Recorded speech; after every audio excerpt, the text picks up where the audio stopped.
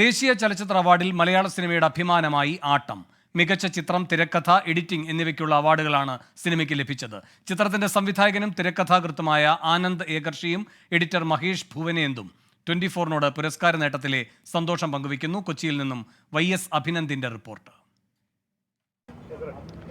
മലയാള സിനിമയിൽ ഒരു പിടി അവാർഡുകൾ നേടിക്കൊണ്ടാണ് ഇപ്പോൾ ആട്ടം ദേശീയ ചലച്ചിത്ര അവാർഡിൽ ഇടം പിടിച്ചിരിക്കുന്നത്. മികച്ച എഡിറ്റർക്കുള്ള അവാർഡ് ലഭിച്ച മഹേഷ് ഭുവനേന്ദാണ് ഇപ്പോൾ നമ്മളോട് ചേരുന്നത്. തീർച്ചയായിട്ടും ആട്ടം സിനിമ തന്നെ ഒരുപാട് തരത്തിലുള്ള പ്രമേയം അത് വലിയ രീതിയിൽ തന്നെ ചർച്ച ചെയ്യപ്പെട്ടതുമാണ്. അപ്പോൾ അതിൻ്റെ ഒരു ചിത്ര സംയോജനം എന്ന രീതിയിലാണ് ഇപ്പോൾ അവാർഡ് ലഭിച്ചിട്ടുള്ളത്. എന്താണ് ഈ അവസരത്തിൽ പറയാനുള്ളത്?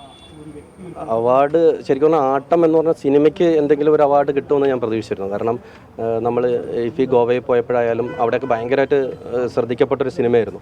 അപ്പോൾ അതുകൊണ്ട് ആട്ടത്തിന് എന്തെങ്കിലും ഒരു പരിഗണന ഉണ്ടാവും എന്നൊരു പ്രതീക്ഷ ഉണ്ടായിരുന്നു നാഷണലിൽ. പക്ഷേ ബെസ്റ്റ് എഡിറ്ററിന് അതുപോലെ തന്നെ തിരക്കഥാകൃത്തും മികച്ച സിനിമയും ലഭിക്കുമെന്ന് പ്രതീക്ഷിച്ചില്ല. ഭയങ്കര സന്തോഷം. ഈ ആട്ടം ഒരുപാട് പേരുടെ 13 ആളുകളുടെ മാനസിക സംഘർഷങ്ങൾ, അതുപോലെ തന്നെ ഒരുപാട് തരത്തിലൊരു ഒരു പെൺകുട്ടി മാത്രമാണ് ഇതിനകത്തുള്ളത്. അപ്പം അങ്ങനെ ഒരുപാട് തരത്തിലുള്ള കഥയാണ് ഇതിനകത്ത് പറയുന്നത്. അപ്പം അതിൻ്റെ ഒരു കട്ടുകൾ അത് തീർച്ചയായിട്ടും അത് ദൃശ്യമായി മേന്മ ഉണ്ടായിരിക്കണം, ആ ഭംഗി ഉണ്ടായിരിക്കണം. അപ്പം ആ സമയത്തുണ്ടായ ചലഞ്ചസ് എന്തൊക്കെയായിരുന്നു?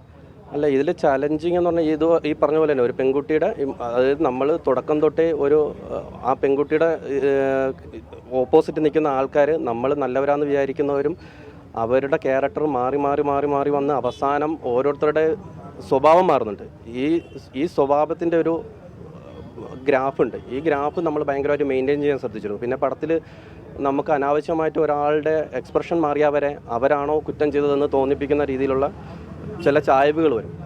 അങ്ങനെ ഒന്നും സംഭവിക്കാതെ എന്ന് പറഞ്ഞാൽ മാക്സിമം നമ്മൾ ഒരാളിലേക്ക് മുദ്രകുത്തപ്പെടാതിരിക്കാൻ ശ്രമം നടത്തിയിരുന്നു. കാരണം ഇയാളാണ്